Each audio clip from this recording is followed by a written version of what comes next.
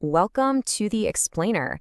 Some of the most powerful stories out there are about loss, loyalty, and ultimately redemption. And today, we're diving into one of the all-time greats, the story of Ruth. All right, so here's how we're going to break this down. We'll follow this incredible story through 6 key moments, tracing a journey from total despair all the way to a hope that literally changes the world. So, first up, from famine to faith. This is where it all begins, with a journey born out of crisis and deep, deep loss. So imagine this. A terrible famine hits Bethlehem. An Israelite family, led by a man named Elimelech, has no choice but to leave. They end up in the foreign land of Moab, and his sons even marry local women, Ruth and Orpah. But what started as a search for survival it completely falls apart. First, Elimelech dies. Then, tragically, both of his sons die too. And just like that, Naomi is left a widow, stranded with her 2 widowed daughters-in-law. I mean, can you even imagine the heartbreak? Naomi hears the famine back home is over, so she decides to head back. She tells her daughters-in-law, look, go back to your own families, find new husbands. And Orpah, through tears, agrees. But Ruth just refuses to leave her side. And she makes this absolutely radical promise. Where you go, I will go. Your people will be my people, and your God will be my God. This isn't just loyalty, it's a complete re-identification. It is an unbelievable commitment. Okay, so next up, gleaning in a foreign field. This is where we see an arrival and a really crucial, you could say fateful, encounter. So the two of them arrive back in Bethlehem with absolutely nothing. And Naomi she's crushed. She's so broken by grief that when people greet her, she says, don't call me Naomi, which means pleasant. She tells them, call me Mara, which means bitter. She feels like she's been completely dealt a bitter hand. But while Naomi is consumed by this loss, Ruth gets to work. She knows they have to survive. Ruth decides to go gleaning. Now, this was an ancient practice, kind of a social safety net, where the poor were allowed to follow the harvesters and pick up any grain that was left behind. And just by chance, or maybe not by chance, she ends up in a field owned by a man named Boaz. And get this, Boaz just so happens to be a wealthy, well-respected relative of Naomi's late husband. And Boaz's reaction here it's pretty incredible. He doesn't just see some random foreign woman in his field. He sees her hard work, he asks about her, and then he goes way beyond what's expected. He tells her to stay in his field, makes sure she has water, and even tells his workers to protect her. I mean, for someone in her position, this was just unheard of kindness. This brings us to our third part, a kinsman's kindness. That little flicker of hope is about to get a whole lot brighter.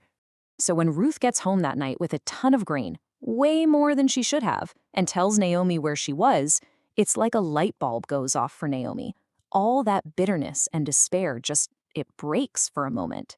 She realizes Boaz isn't just any relative. He's one of their family redeemers. And that single piece of information changes absolutely everything.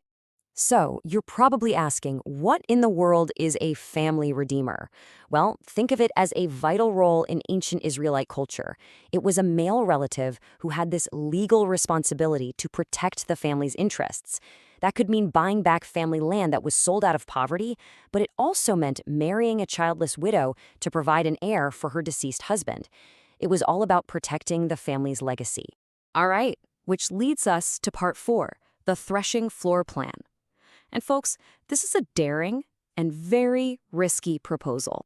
Naomi sees this opening, and she shifts from grieving widow to, a brilliant strategist.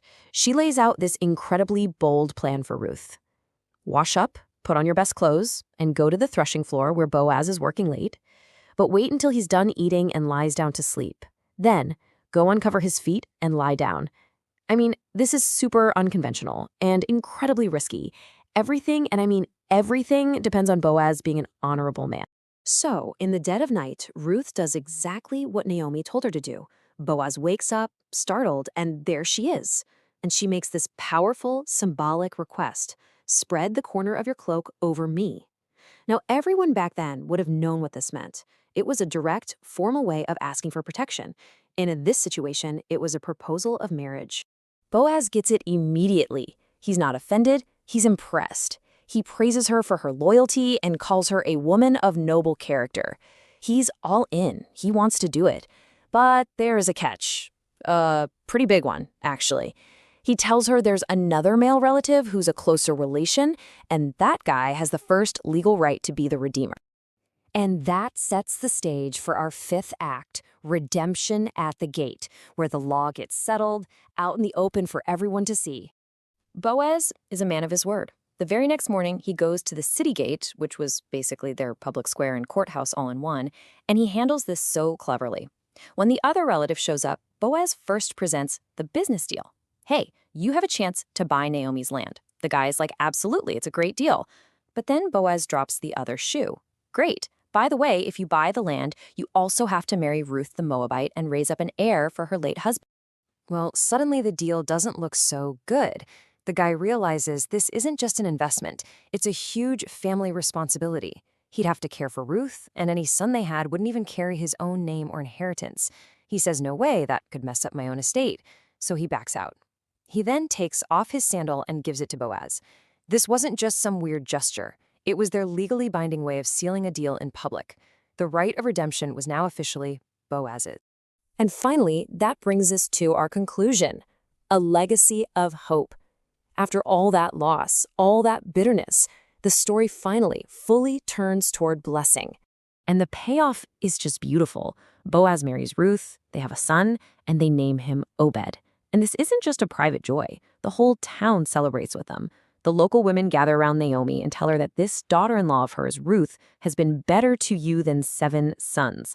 And Naomi, the woman who wanted to be called bitter, is now holding her grandson, her future, in her arms. But wait, the story doesn't even end there. This is the part that is just mind-blowing. Their son, Obed, he grows up and has a son named Jesse. And Jesse becomes the father of King David, the most famous king in all of Israel's history. Think about that. Ruth, the foreigner, the widow with nothing, is now a direct ancestor in the royal line. It's an absolutely incredible turn of events. So when you step back and look at the whole story, it's really about how these seemingly small, ordinary acts of kindness and loyalty can create ripples that change the world. A woman's unwavering loyalty to her mother-in-law, a man's integrity and kindness to a stranger. These things shaped a legacy that no one at the time could have possibly imagined. And it really leaves us with a question for our own lives, right? How can our own ordinary kindness and loyalty shape a legacy we can't yet see?